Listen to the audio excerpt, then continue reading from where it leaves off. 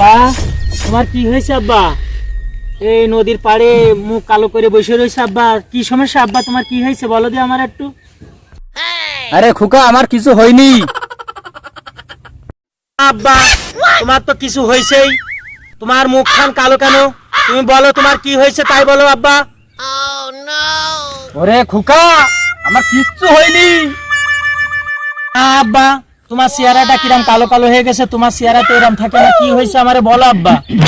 ওরে খোকা, তেমন কিছু হয়নি, আজকে মেরিছে। কি বললে তুমি? তোমারে মারিছে? এ কিরা মারিছে? আরে আমার মাথায় কাজ করতেছে না, আমার সে লাঠি করে মারিছে কিনা তাই বলো আব্বা। তোমারে কিরা মারিছে?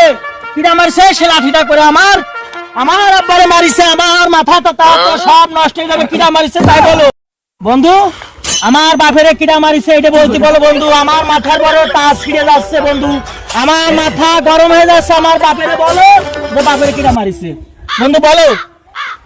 আঙ্কেল, আমি আপনার ছেলের বন্ধু, মানে আপনার ছেলের মতো। আপনি আমার সাথে বলতে পারেন কি হয়েছে।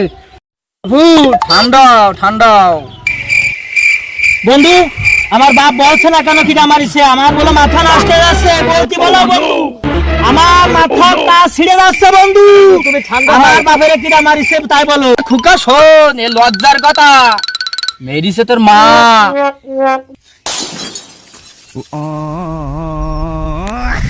আব্বা যাবার হয়েছে, কারোর যেন বইলো না তোমারে তো ধরে মারিছে আর আমারে ধরে কাইটে দেবে।